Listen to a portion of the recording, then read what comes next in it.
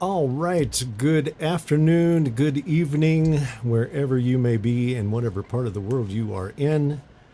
Welcome to the next Avid webinar here. We're going to get together tonight and discuss a little bit of object-oriented mixing and immersive for live sound. So, I don't know how you guys all feel about it, but being a live sound guy nearly all my life now, this is some of the most exciting time for live sound I have ever seen. There's more cool stuff coming on these days than you can keep up with. It's just so much fun. So this is going to be a pretty cool topic. I hope you guys dig this tonight. So let's just jump right into it. Otherwise, I'm going to use up all my time just blabbering. Let's get it rolling here. So again, we're going to talk about object mixing for live sound tonight. Before we get into the actual object mixing part, though, I thought it would be I think it's important to kind of set the table in terms of speaker format, right? Because we have a new speaker format now, this immersive speaker format that we have. And, I think one of the challenges we have with live sound and immersive is that as soon as we say the word immersive, in live sound, everybody thinks 360 degrees, right? Which would make sense. That kind of goes with the word immersive. But, we can do object mixing and still have some immersion qualities of it just in a front field speaker system, right? So we're gonna talk about both of those tonight for sure. But, I want to make sure we kind of cover the speaker formats. And I'm going to give you just a glimpse, a very Reader's Digest version of another presentation that I've done in the past called Why Immersive. And, part of the reason I put it together was because, we have some very unique challenges in large scale live sound that just simply really do not exist for small format, like listening theaters, movie theaters, things like that. But once we move up into these big, concert spaces where we might have 100 feet, 120 feet between PA stacks, things like that. We start running into some real challenges with what we do traditionally with speaker systems. And, this concept of object-based mixing and immersive stands to actually start to possibly solve some of those problems or give us an alternative to those problems. So in this previous presentation, what I've done is compare all the speaker formats and kind of grade them. This is not hard and fast rules here. This is just kind of instincts and a lot of experience talking to say, okay, this is probably what's going on here. This is probably what's going on there. So I've kind of broken it into these 6, kind of qualifiers for each one of these speaker systems, or speaker formats is what I want to say. So you see it as mix impulse, localization, mix separation, coverage, acoustic phase, logistical considerations. And we're going to grade each one of the formats on each one of those segments and give it a best, okay, or challenging. You'll see it in green, yellow, or red down there, right? So if we want to discuss what these mean by mix impulse, what I'm talking about is, do all the elements of a given mix arrive at the listener's ear at the same time? Do they all come from the same speaker source? Are they going to arrive at the listener's ear at the same time, right? So if all of that's happening and all of those inputs are arriving at the same time, you're going to have an incredible impulse in terms of music, right? And speaking of that, I'll take that opportunity to kind of say, almost everything we're going to discuss tonight is in the context of music mixing, right? If we're talking about talking heads or film or things like that, that's not really what we want to talk about here in terms of large-scale concert sound. Let's talk about concerts and how this could possibly impact music, okay? Another one is localization.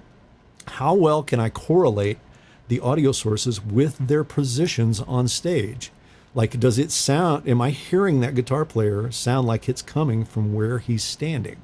If that is important in a given situation, and many times it is, especially in sound reinforcement, as opposed to full scale mixing, that's an important metric to measure your PA system and its capabilities by. How about mix separation? Can I easily discern all the different elements of the mixed elements, right? The drums, the bass, guitars. How easy is it to pick all of those things out?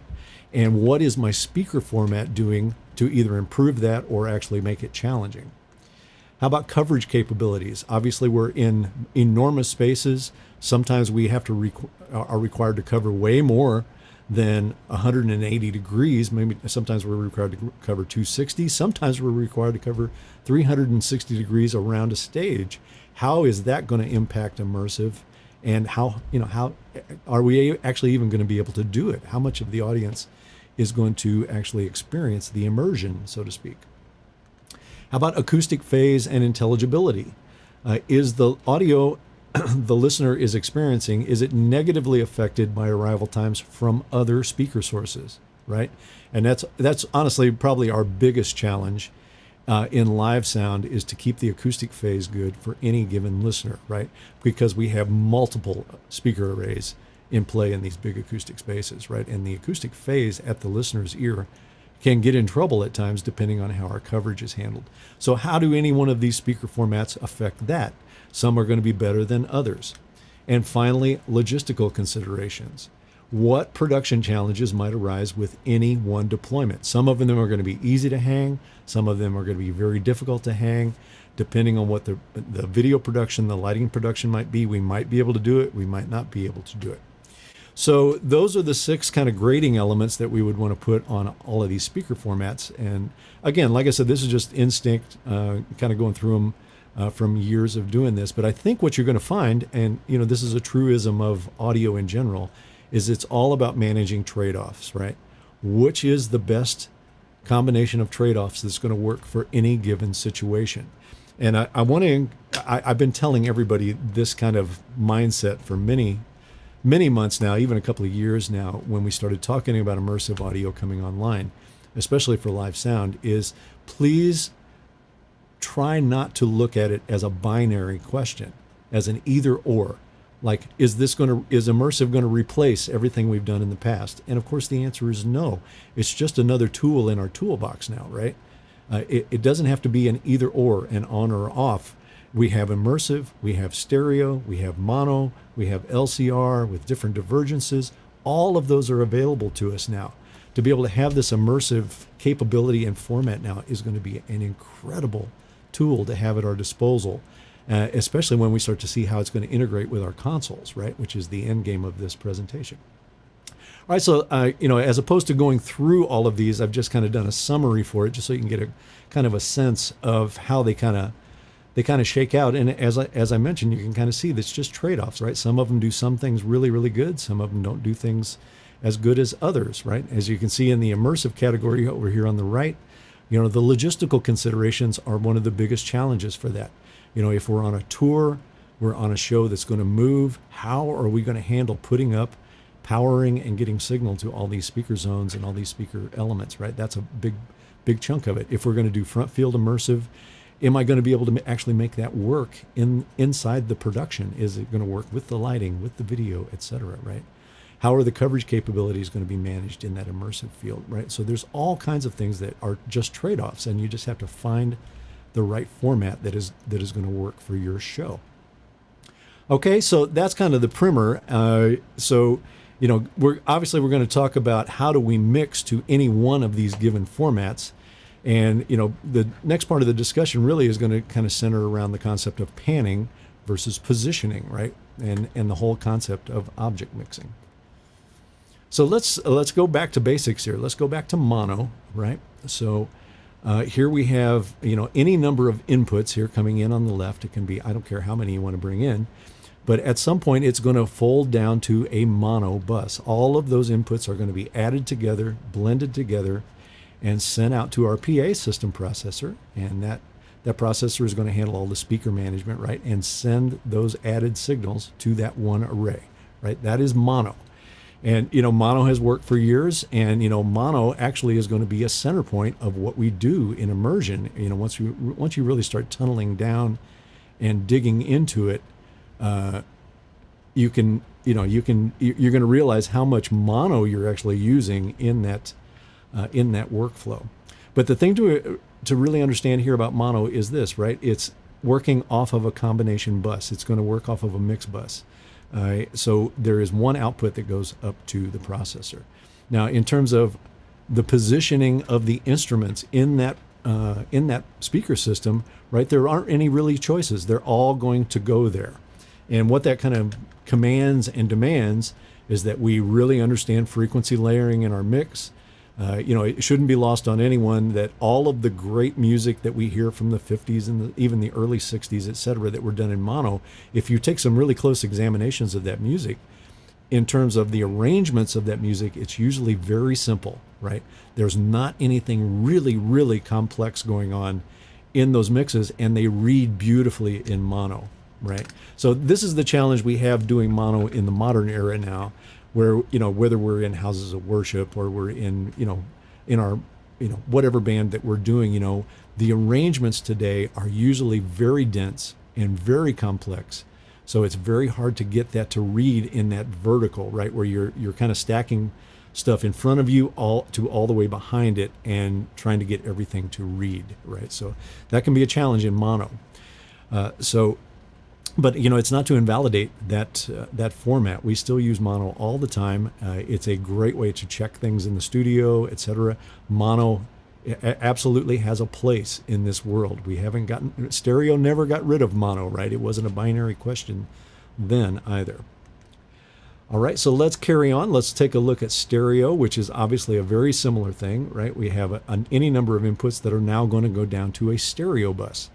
And, our output to that processor is going to be limited by how much headroom we have in that mixer, its ability to sum those signals together and get them to the processor so the processor can deliver it out to stereo, right? Now, actually, I'll hold on that thought for a second. Let's see here. Right, this is where I wanted to go with this. So in stereo bus mixing, right, we have obviously the addition of the two speakers in the center will create addition, and it will create a summation, right?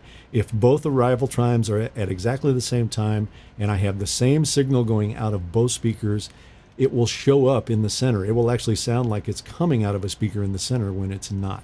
It's just going to be added together.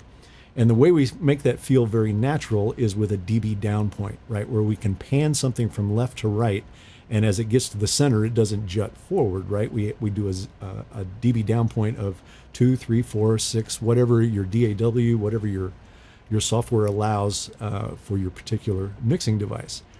And this allows us to actually place things in the horizontal field, right? So this is just a rough example of how you might place a drum kit and maybe a couple of other instruments like guitar or keys. You're going to pan those things. You're going to use the pan knob to dictate where it shows up in that field. But the thing I want to get across to you today when we start talking about these kind of formats here, and this is where the speaker formats start to really get challenged in large-scale concert sound, right, is when you have a distance difference between those two arrays in large-scale concert sound of 80, 90 feet. If you get in between the center and one of the arrays, right, now you have very different arrival times from that left array to that right array. So, it can be, you can actually introduce a lot of comb filtering on things that you have panned center. And it's full frequency because of the large offset there, right? So things like vocals, things like bass drum, things like snare drum, things like bass guitar can be comb filtered in those zones that are off center because of that distance offset. Now, if we're in a small venue, not as big a deal. If we're in a control room, or if we're in our living room, heck, if we're even in a movie theater, not really that big a deal because it's only going to cancel down to a certain frequency, right, depending on the distance offset. But I want to get across to you because that's one of the keys to immersive sound and object-based mixing working very well. So put that in the back of your mind and think about that when we get to immersive. The key is when I hear something in the center, that is the function of two speakers being added together, right? Okay. All right, so let's move on to maybe LCR. We see considerably more LCR in concert sound than we've seen in the past.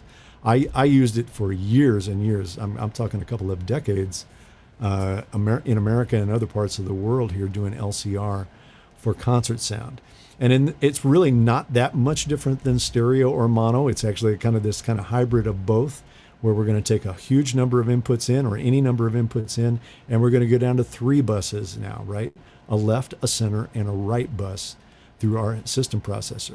But all of the confines are still there, right? We still have a mix bus. We're going to be bound by the headroom of that mix bus and what we're going to do with those inputs as they go together. The inputs cannot make it through to the PA without going through the bus first, right?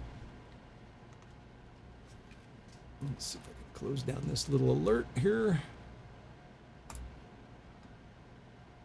There we go. Oh, sorry guys, 1 second, I'll fix it. There we go. All right, so let's talk about, let's see, am I right where I think I am? Yes, I am, sorry about that. All right, so let's talk about LCR mixing now, where we have something above and beyond panning now, right? We have this thing called divergence that is a part of the panning mechanism in LCR. And the first one we're going to discuss here and talk about is 100% divergence. Now, you would normally see 100% divergence in things like broadcast or, in film and, things like that. You wouldn't necessarily see it in music, and I'll explain why here, especially in large concert sound, because of the coverage demands for it. So consider this as we kind of do this, where we have 3 discrete arrays up there now. And if we have something like a vocal, we'll use a vocal as an example here, and I have it panned center, in 100% divergence, it's only coming out of the center array. It is not the function of 2 arrays being added together. Only that center array is actually presenting it to the listening field, right? So you can imagine in a large concert setting where you might have a huge coverage area, that puts a ton of demands on that particular array to cover the entire space, right, effectively. It might require a lot of fill zones to fill back to it, etc. But 100% divergence is really tough in today's world with the speaker system options that we have out there to do in live sound. If you have a pretty narrow space, maybe like a theater, something like that, you might be able to get away with this. Might be able to get away with 100% divergence here. But the beauty of 100% divergence is there's no comb filtering in that delivery of that center channel. Remember now, previously, if we had that center position be the function of 2 speakers added together, as we move off center, we're going to get some comb filtering response of that center image or that center element, right? And that's tough when it's vocals and bass guitar and bass drum and snare drum. Those are critical things in terms of frequency response, especially vocals. But in this, we don't suffer from that. We could go anywhere in the horizontal field here, and the frequency response might shift a little in terms of what that speaker system can do, but it won't be a function of comb filtering, right?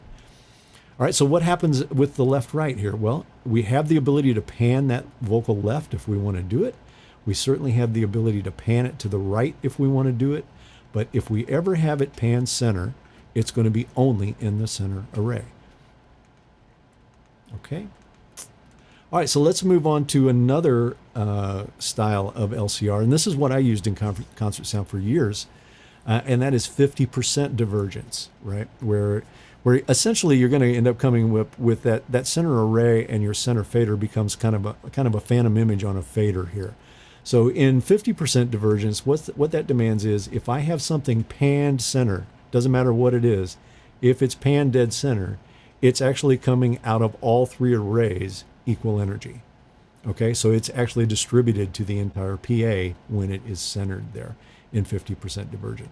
Now, I can still take that vocal and pan it left if I want to do it. I can still take it and pan it right.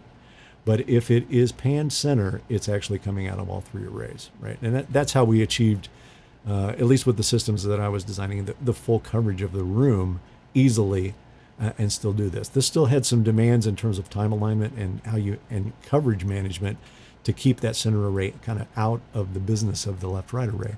But it actually worked really, really well. Once I started doing it and kind of got the technique down, I didn't want to go back to mixing in stereo. All right, so let's carry on here. So let's talk about object placement and mixing, right? This is the new stuff. This is the new day. We kind of know everything we talked about just previous to this.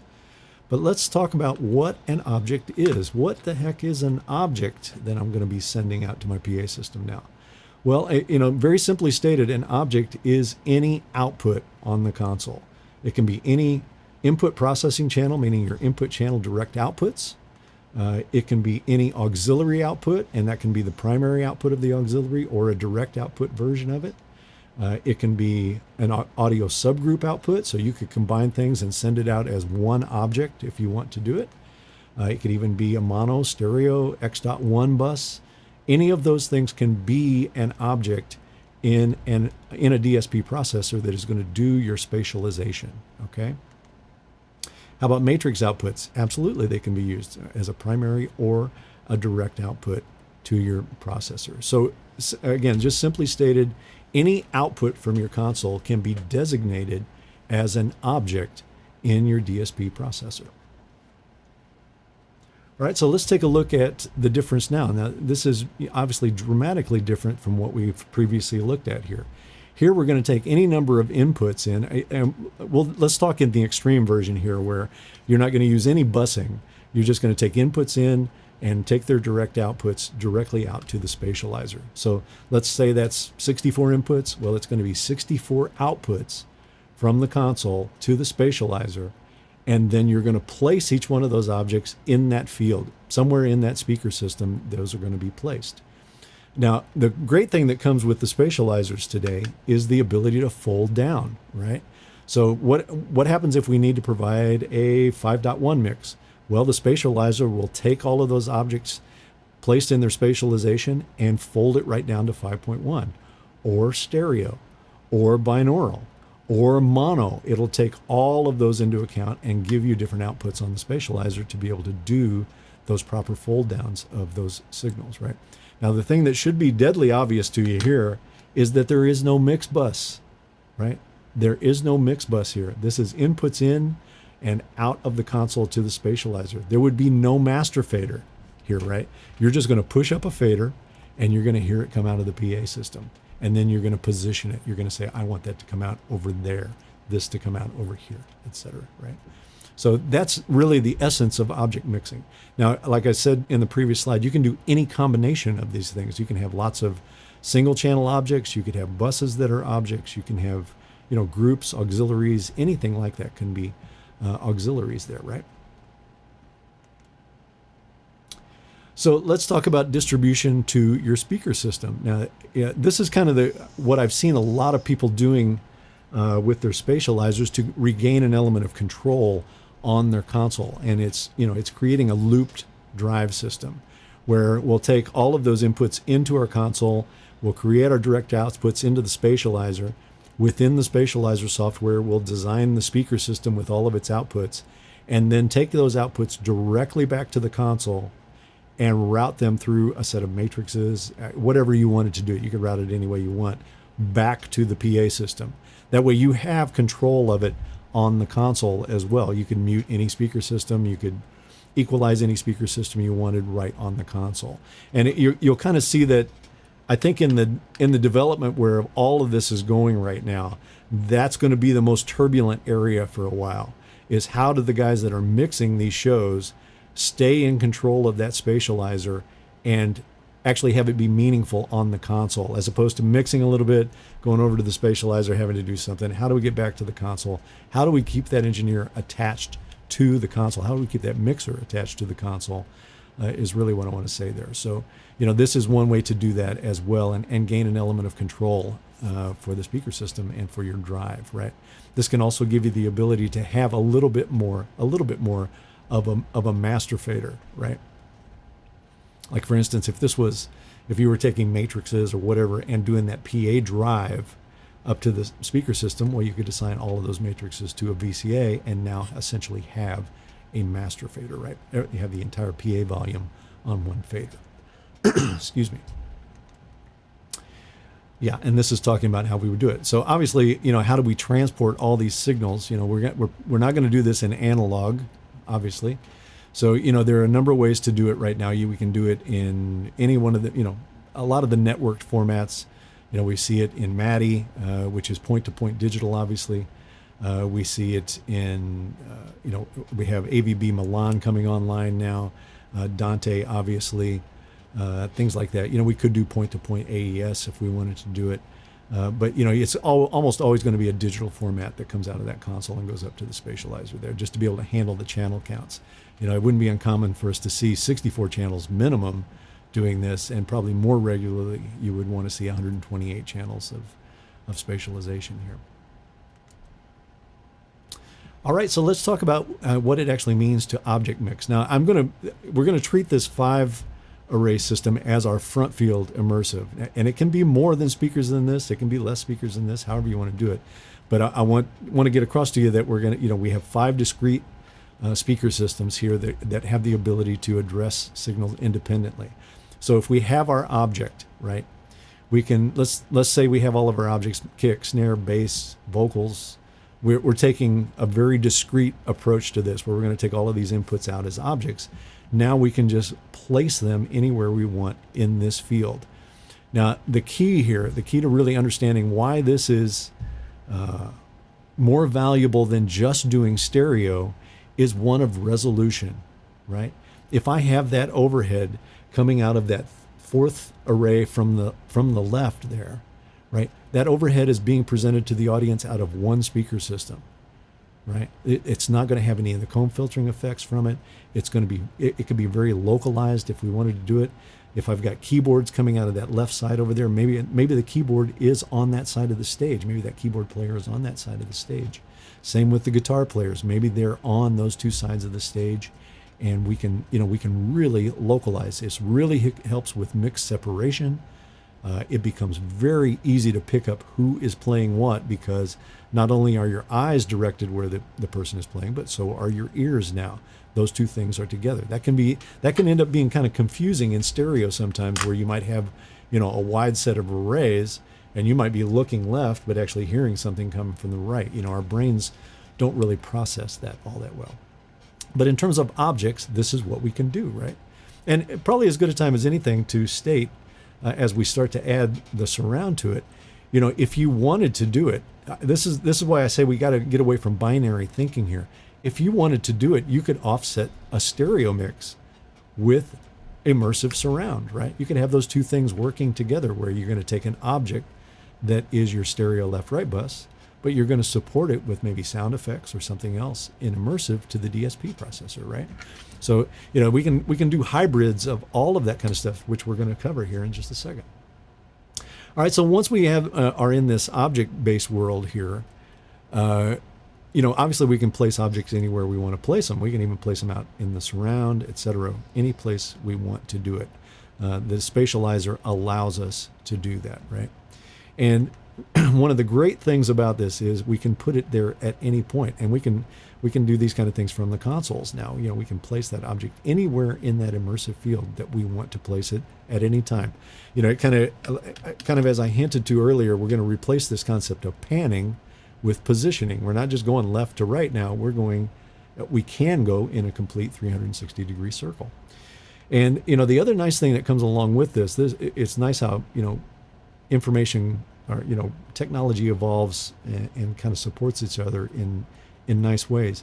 You can actually do things with a tracker now. So if you had a vocalist, if you wanted to do it, wear a tracker, you can tie that to the DSP, and now as he goes stage left, you hear him go stage left and see him go stage left, and vice versa. As he goes the other direction, then you hear him go the other direction. And if you've never heard this in action, I'll just give the punchline away early. The first time I ever experienced this, I was completely startled by how engaging that vocal is when it tracks his position on stage with the audio.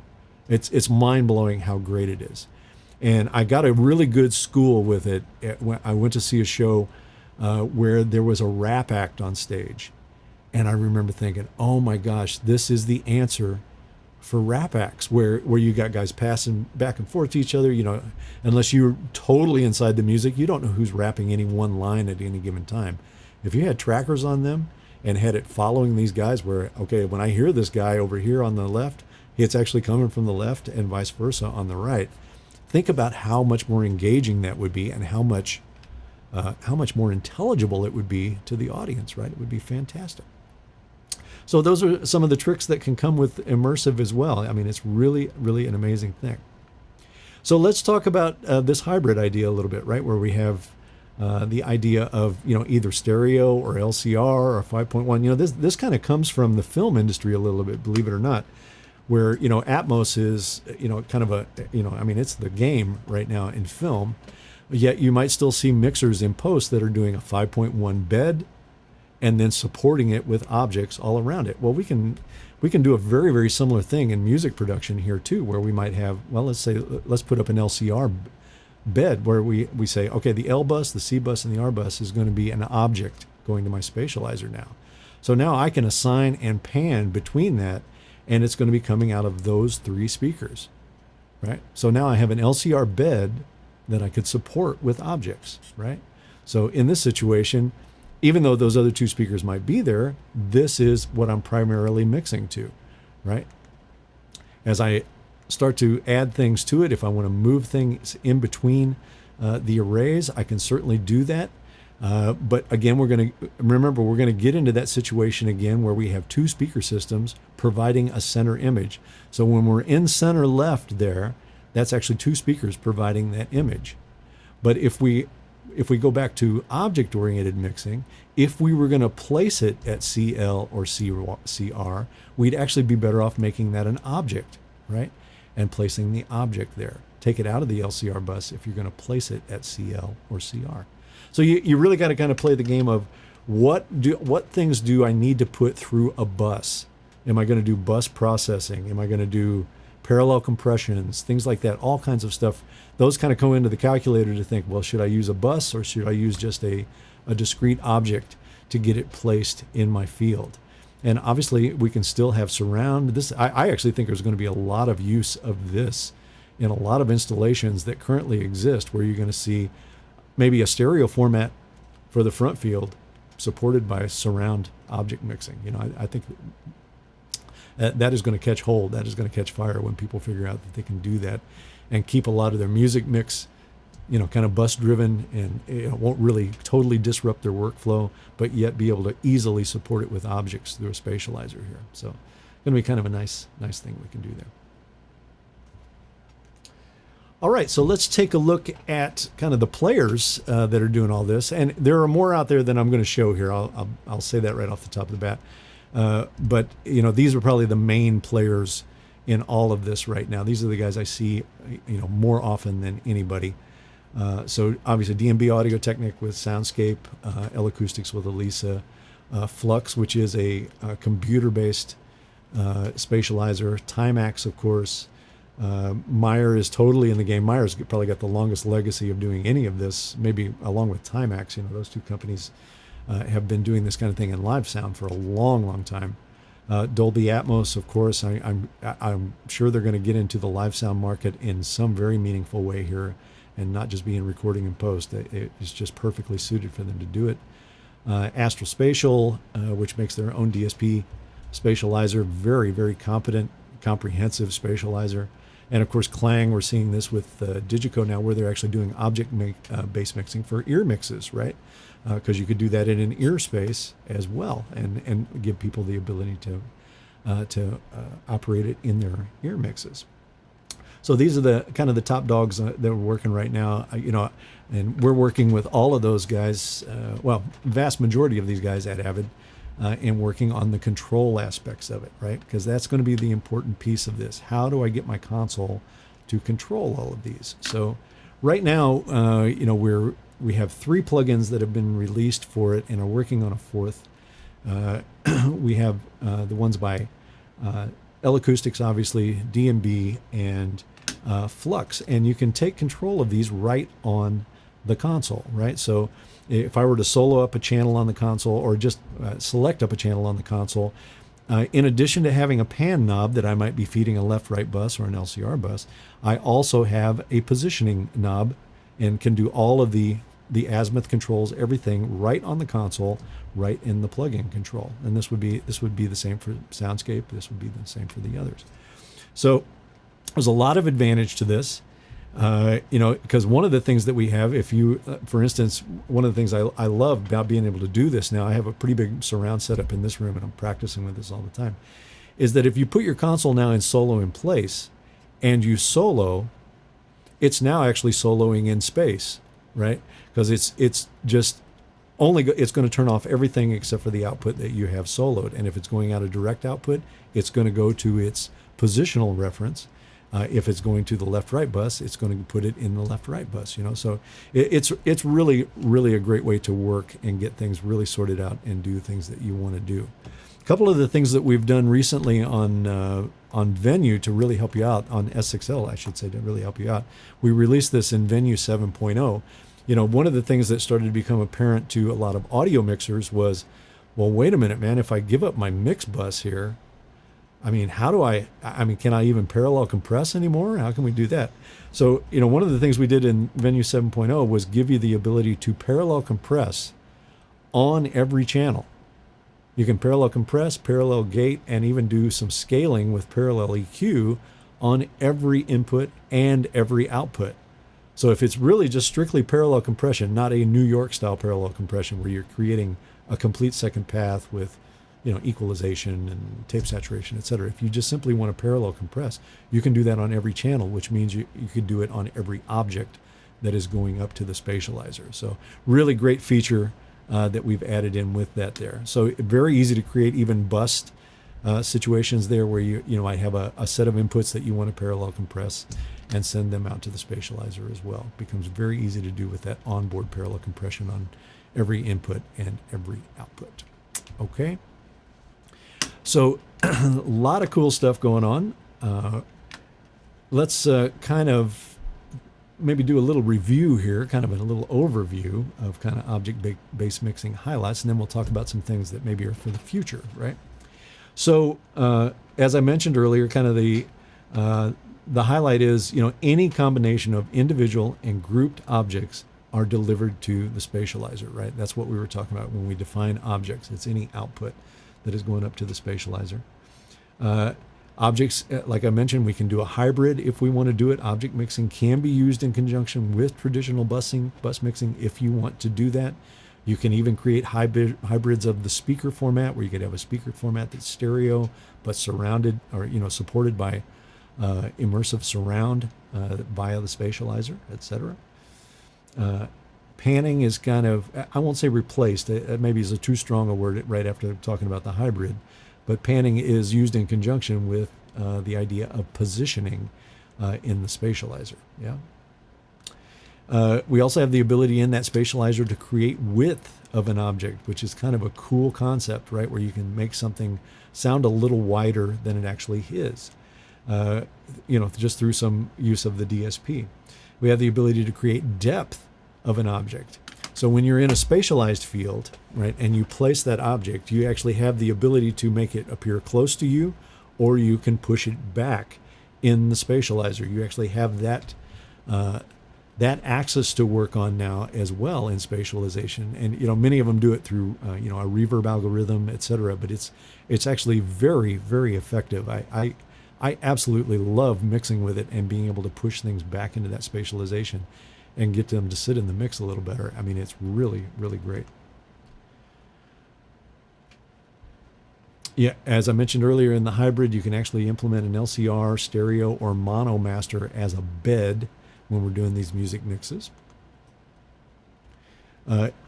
This is, to me, is really one of the great things about this for live sound, for sure, is that it doesn't require any encoding or decoding, right? To be able to do it. Like if we want to bring an input into our console, we don't have to say, oh, is that a 5.1 input? Do we need to decode it and figure out its spatial position, etc.? We don't do any of that in live sound, right? Any encoding, decoding is going to take place on fold down outputs from the spatializer. That's typically what's going to go down there. If you're going to have to deliver it in a particular format, then you might fold it down, etc. But it's not a requirement to be able to do it and mix with it. We can actually have this thing, I talk about this in the other presentation. I'm sorry we didn't have time to discuss this tonight. But you can actually have, for big speaker formats where you might need to fill in, for instance, if we have a 360-degree zone, but we have people that are going to be sitting outside of that zone, maybe off to the sides or behind it, we can actually fill to those zones with spatialized audio that will retain the time relationship between all the objects that are in the spatializer. So as opposed to what we call a flattened mono, you can do a spatialized mono, which is retaining that time information in it and make it a lot more engaging to listen to, even though you're listening into a filled zone. And finally, you can actually do combinations of the fold down as well, right? So if you wanted to create a stereo fold down from your console, you could still do that if you wanted to do it, right, in conjunction with object mixing. It's probably not as clean. Matter of fact, I'll just say it's probably not as clean and accurate as doing the fold down from the actual spatializer itself, but you certainly have the capability to do that on the console for sure. Now, let's go into some of the areas that are going to be challenging for us going forward here, right? So as I mentioned before, if we give up the concept of a mix bus, if we're going to do a completely discrete object-based mix into that spatializer, then we're sacrificing the ability to equalize our mix as a whole, or even dynamically address it as a whole, like we have to do typically when we're going to go to a left-right bus or an LCR bus, especially if we're going to print that to some medium or something. Equalization of that entire mix is going to take place. Dynamic, addressing of that mix is going to take place, but we sacrifice that if we're going to spatialization, because it's all just independent outputs going up to the spatializer, right? The other thing we have to be aware of, and for you guys that have been watching my webinars and workshops for the last few years, you know how conscientious I have certainly become of the time relationship between inputs and within the console and their ability to leave the output of the console at the same time. That applies here as well. It's something that you need to kind of pay attention to for sure.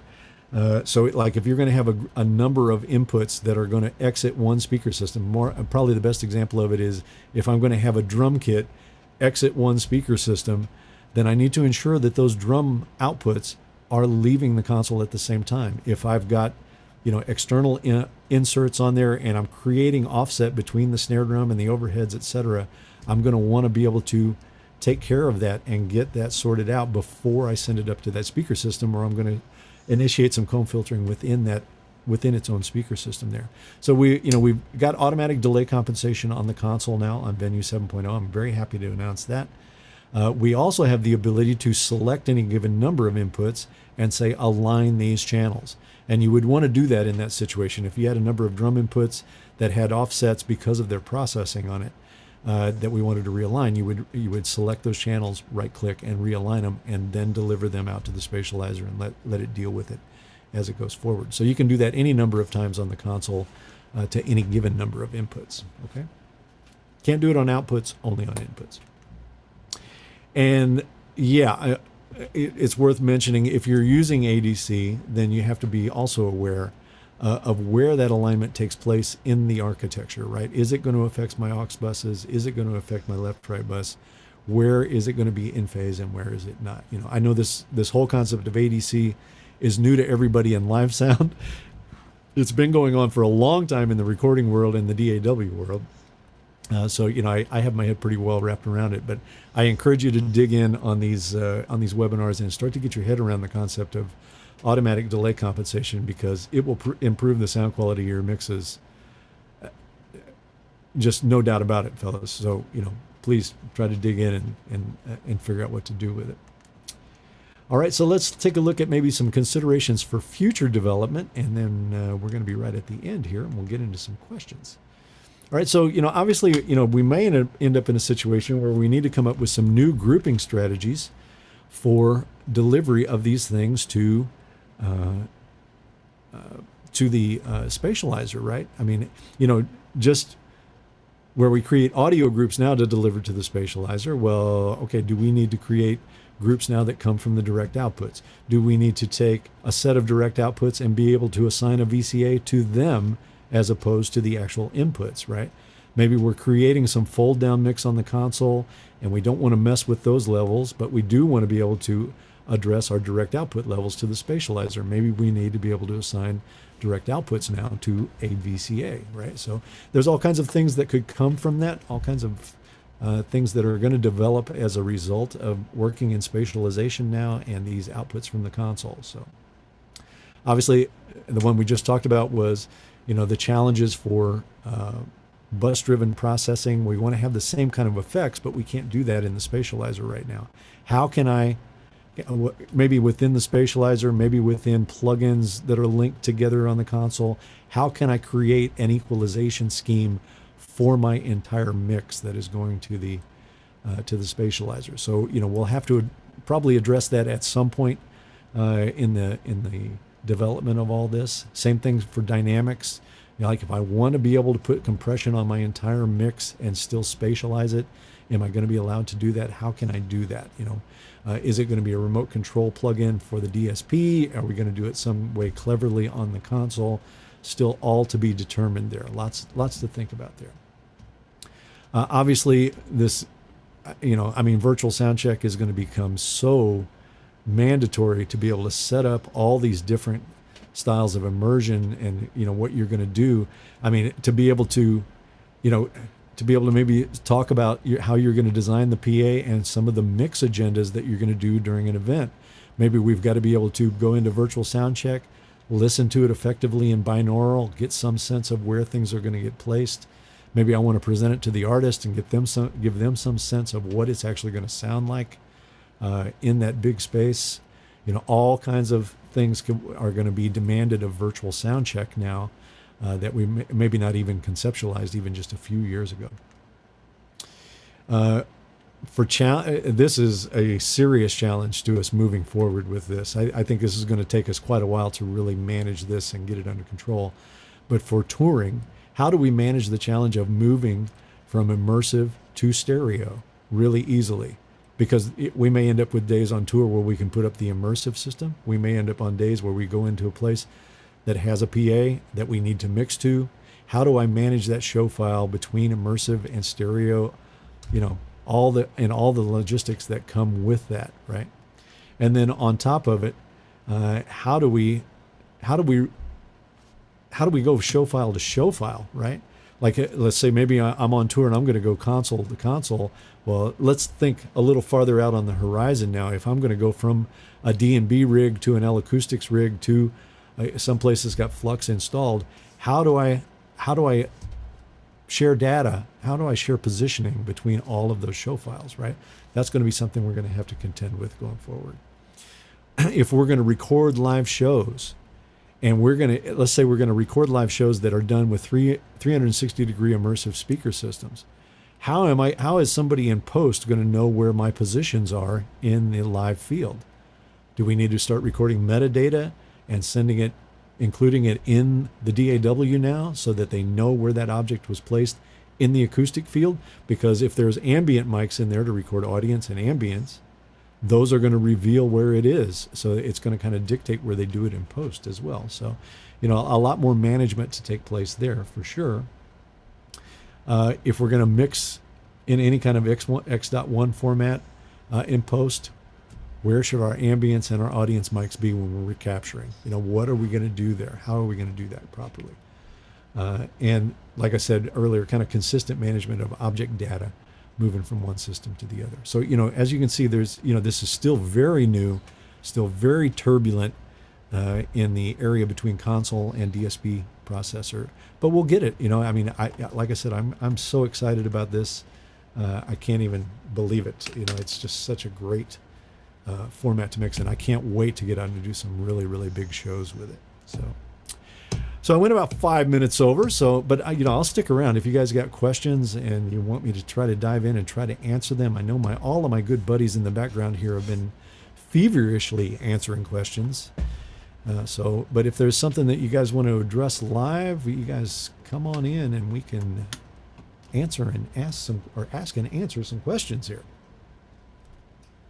Yeah, we've been collecting a few questions here. I wonder if who wants to go first with questions? There's some good ones. Yeah, just start tossing them out there, man. Thanks, Okay. Daniel. One that we have here, I actually have one that I want to ask you at the end, but we do have This some is your questions. question? Yeah, no, this one isn't mine.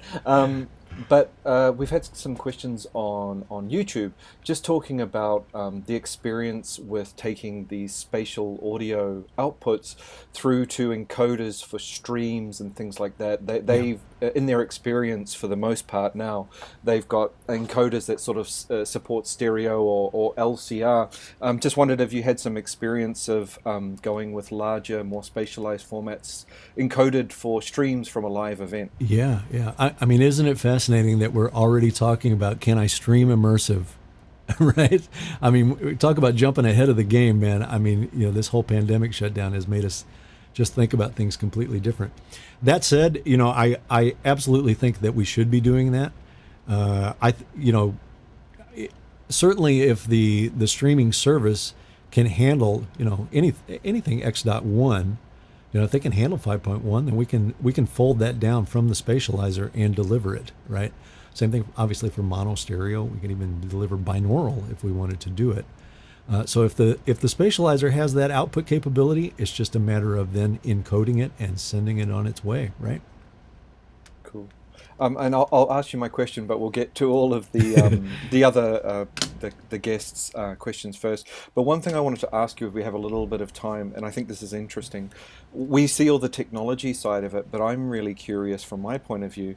How do you go about talking about this with the artists and the producers, and what you're going to make their show look like with this technology available? That's kind of the creative side of using this tool. Yeah. But if we have a minute at the end, I'd love to hear about that. Yeah, I think I think we should discuss that. It's probably the most important part of the discussion that we're going to discuss here because it impacts the future of this so dramatically. So if you want to save it, let's save it. Maybe we'll close with that. It'd be a great thing to close with. So let's move on to another question. We'll come back to that. Don't let me forget, Daniel. We have a question from Lance in the Q&A. And hey, Lance, it's Drew here. He would like to know about New York parallel compression in the immersive kind of format. How would that be possible, do you think? It is possible to do it. Really just depends on how you want to go about achieving it on the console. If you want to build like a parallel drum bus kind of thing, you can certainly do that. Your parallel drum bus then just becomes an object that you're going to place in the field as well. So you can totally do it. It just becomes tougher and tougher to do. The thing that I think the people that get on it early, self included, the thing that I think everybody struggles with a little bit is kind of letting go of the concept of stereo if you're in a front field immersive or if you're in a 360 degree immersive. Because it's like, well, if we're in that immersive environment, what does stereo actually mean now? It really doesn't mean anything now, right? I mean, I just need to have an object sitting up there with an ambient structure around it. So I can have an object, I can have a parallel compressed version of that object sitting there, etc. Maybe I got my drum kit sitting there, and then I'm going to do a parallel compressed version of it sitting up there as well. The thing you obviously have to take care of with great detail is making sure those things are coherent in terms of their throughput out of the console, right? Direct outputs are going to leave at a different time to a bust, compressed, processed output on the console. So it's probably going to require that you do some time alignment of it. And honestly, that was exactly the motivation for us putting parallel compression on all inputs and all outputs to try to offset some of that pressure to do that, right? But it can be done. It can absolutely be done. Great. Awesome. I think you covered this one a little bit. Someone asking a little bit more about the positioning devices that you were talking about. Yeah. Can you get any more specific on that? Will the device be something like a GPS type of unit worn by the artist? Oh, you mean the tracker? Yeah, that's right. Yeah. Yeah, it's a device that you wear and then you plug in the sensor to your DSP and it understands wherever that goes. I need to put that in position there. Because you're going to have some mapping that is done in your DSP, you're going to give it the zone that it's going to be in. It's been used forever in theater. They've probably used it more than anybody. Like the Cirque shows, things like that have used it for years. But I'm telling you something. I mean, I'll share an experience with you here. I went to see Lord with it, which was sensational. I got to tell you. I mean, it just sounded absolutely fantastic. And I was sitting about 14 rows back, and I mean, the show I saw, it's really just primarily her on stage, and then the musicians are kind of darked out, in the background. So it's very focused. And when she was standing center and singing, I mean, it sounded like her vocal was 50 feet tall. I mean, it was just so impressive sounding. But then as she started to move across the stage, I mean, she's the only thing lit on stage. And as she would move stage left, the vocal would stay in the center. She wasn't tracking, And for the first time ever in my life, I remember just having this overwhelming feeling of, oh my gosh, if she was on the tracker right now, this would be the most engaging thing I have ever seen in my life. It would have just been spectacular, I mean, it was still great as it was. Do not get me wrong. But I remember thinking, now there's a need for a tracker right there,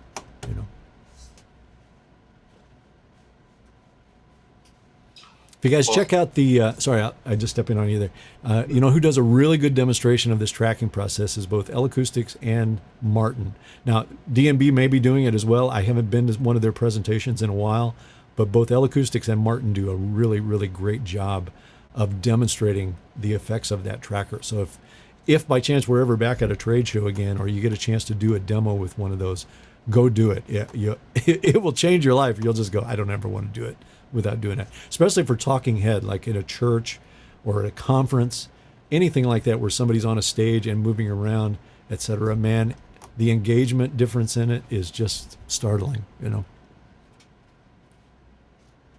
Awesome. Thanks, Rob. We've got another question from another one of my mates, Chris Braun. And this is a similar question, came up on Facebook as well. What immersive engine are you using to practice with at home?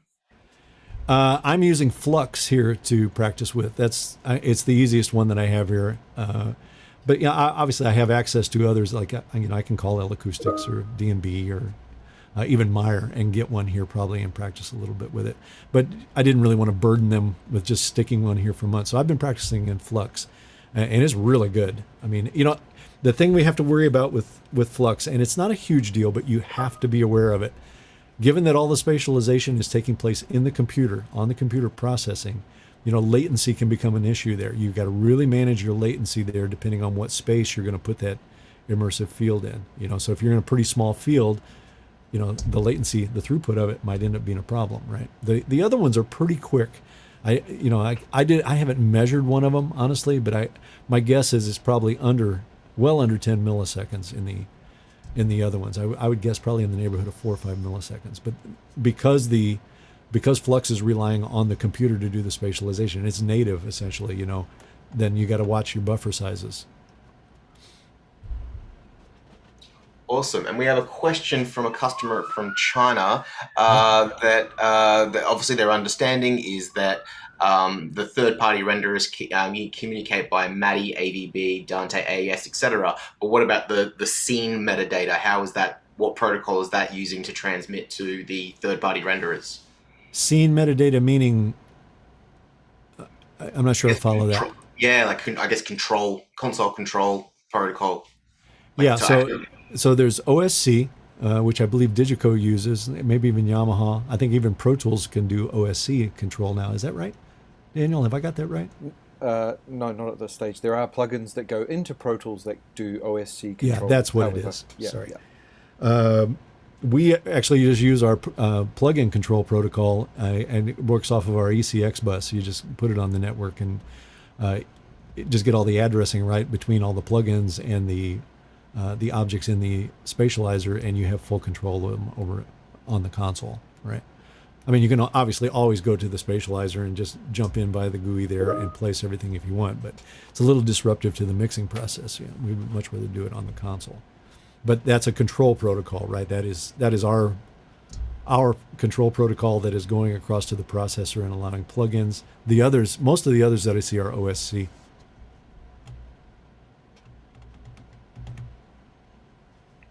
Okay. This one goes back to much earlier in your presentation about mixing in LCR on 50% divergence. It said, would there be an increase in volume if a channel like vocals is panned dead center versus panning either left to right? So I think you were talking about pan laws in there. So that's possibly how that's covered, but I'll let you answer that. Yeah, so in 50% divergent, Obviously there's a gain structure that needs to take place there because you have a drive to its own speaker system there. So you can manage it a little bit. And like I said, that center position really kind of becomes a phantom image on a fader, right? Because there is vocal coming out of the left, right. So there is going to be an addition there. And then there's going to be a C that is going to add to it, right, in 50%. So, that C position, it requires a little bit of finesse to get it to work really, really effectively, but it works really, really well. So, because, one of the things you do in that LR when you're going to do LCR is you don't necessarily have your LR pointing straight out. You're actually going to can them out a little bit and then let that C bus fill in the center, right? So you kind of relieve the comb filtering a little bit on the outsides and replace it with that center position. Like I said, finesse, but it works really good when you get it right. The one from one of our friends based in Hong Kong. Yeah. When you're doing immersive mixing, would you really recommend to have a tracking system if possible? Honestly, it depends on the show. It really depends on the show. It would be hard for me to say I'd want, trackers on all the guitar players and the bass players. Would I want that moving all over the place within the field? I'll never say never, but just in my mindset right now, I would think, no, I think I want those things to be kind of stable.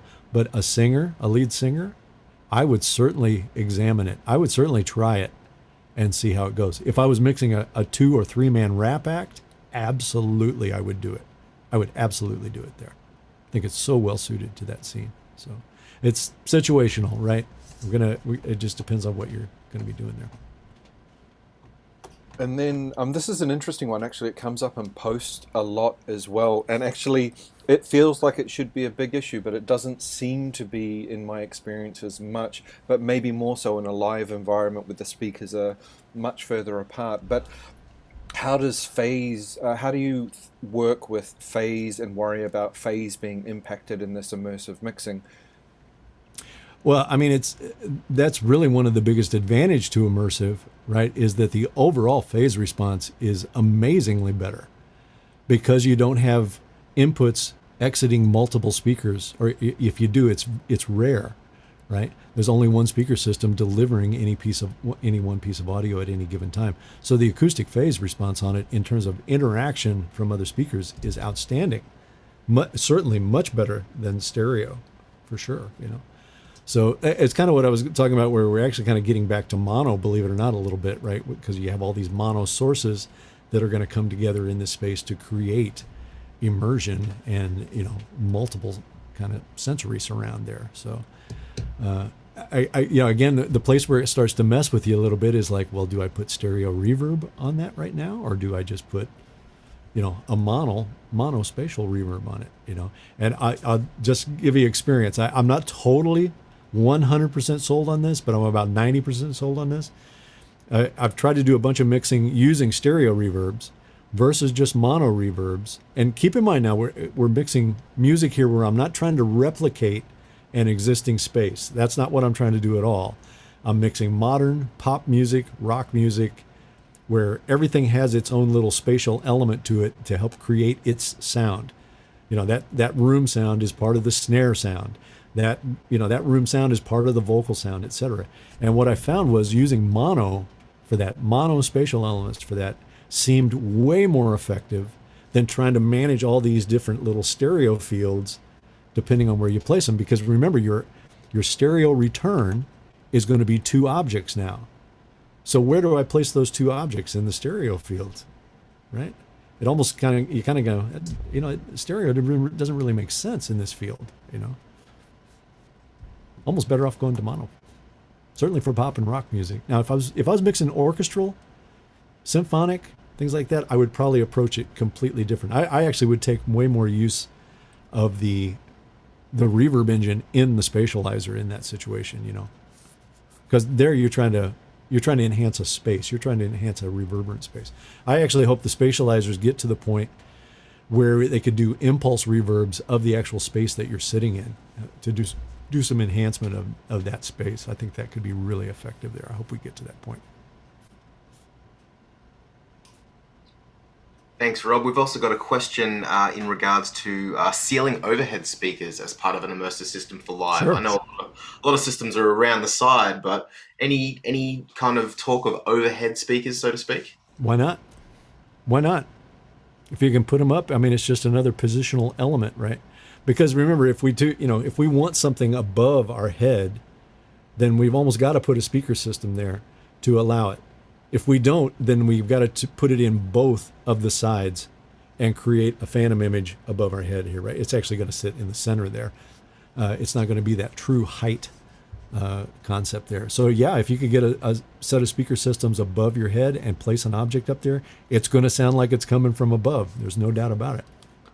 Same thing for below. I can see people certainly in certain venues have speaker systems below your feet, where you could place things there. Then you could really reinforce that something is, a piece of audio is sitting right where I'm sitting right now, not just coming from above.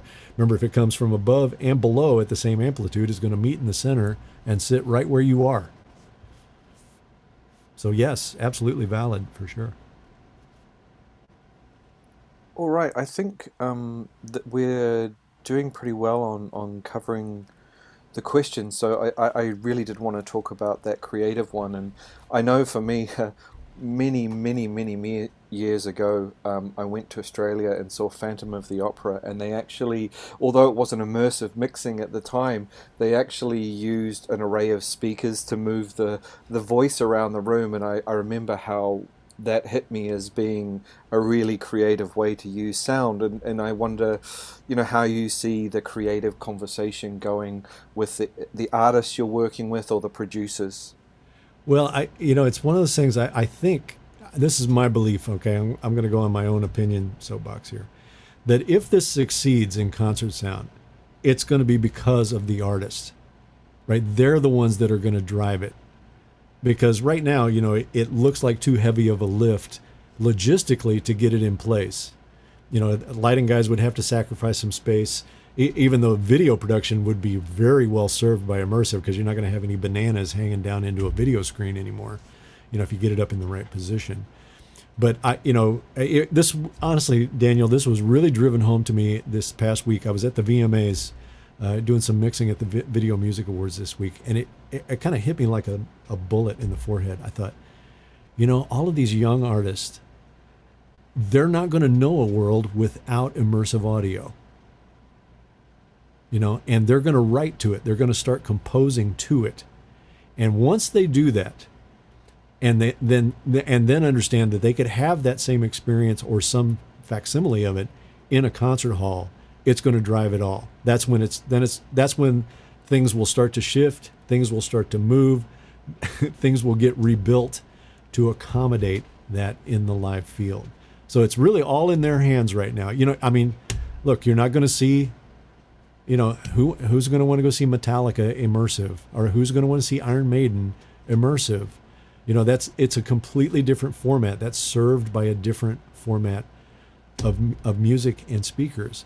But for all the new music that's being created, like I said, it hit me at the Music Awards. I was listening to all of this music that was being created, and I was thinking, man, that should be immersive right now. That's the music that should be sitting here in an immersive field. So I think the creative element from the artist is what's going to drive or kill the success of it overall. I really do. That answer your question, or does it make it worse? No, I think it does, and it's actually interesting that you mention it in that way, because we've had a similar thing actually with Atmos production as well, in post-production, where they want to do it, but they need the artist, the producer, the director to want to take advantage of it. And I think you're right. With all of these things, as it just becomes normal, it's sort of like an expectation. And I really like that idea of people are writing their music and composing in a way that actually takes advantage of it from the outset. So it doesn't really become a question. It's just a question of how many speakers you can deploy in that environment to recreate what they want to make. Yeah. As control rooms and studio setups take it on more and more and more, where they can actually, where the studio becomes that creative tool again. It's not janitorial, and we're not just recording something. we're actually using that space to create, you know. And once they start using it in that way, which I feel very confident they're going to do it. I mean, all the new artists that I've met and interacted with, I just think, wow, they're looking at the world through completely different glasses than guys like me who have been around it 30 or 40 years are looking now, you know. Somebody said it the other day. I think it was John Cuniberti posted this, and I thought, man, that's profound right there. After watching the VMAs, he said, you know, I think I know how big band producers and recorders felt the day the Beatles showed up. You know, it was like, yeah, it's a whole new era of music that is upon us here. No doubt about it, you know. Yeah, it's certainly exciting. I mean, just like you, I love the passion that people are bringing to it, and it's making people really excited about audio, Yeah, and interested yeah. in asking questions and learning new things. Well, It's really, honestly, really it's cool. making me excited about it again. I mean, I just, like I said, I'm kind of giddy about it. It's like I cannot wait to get out and do some of this immersive work in some big spaces and see how it goes. I mean, just the shows I've heard so far, you know, you start salivating, just thinking, oh man, if I was doing this right now, I know what I would do, you know. Because I think I there's think so many places for it to really shine. absolutely. I think we've covered off most of the open questions that I think we have, unless there's any others that have popped up on any of the social media in the last few minutes or so. I think we sort of covered the questions, so I guess we'll leave it up to you, Robert, for parting thoughts and anything else you want Yeah, to add. okay. Well, I think what I would say about it is, man, don't be scared of this. Don't think of it in binary. It's not a threat to stereo. It's not a threat to mono. You know, it's just another tool in our toolbox here that is actually really, really effective. You know, we just got to clean up all the interconnect, all the intercontrol, and we'll do that over time. It's going to happen over time. I mean, you know, this is kind of one of those subset functions of digital, right? I mean, so much of what we would do in immersive would be so painful in analog, you know, but, you know, given the capabilities that we have on digital consoles now, you can actually do this pretty readily and pretty quickly, you know, and have really, really good results with it. So like I said, I'm excited about it. So thanks for tuning in, everybody. I really appreciate you coming in for this. We'll try to have more Avid webinars on this. I know I'm certainly going to have more webinars on it over time. I'm sure we'll have more labs on it over time. So hang in there as it grows. We all learn together here. So thank you again for attending. We'll see you guys next time. Thanks for coming by.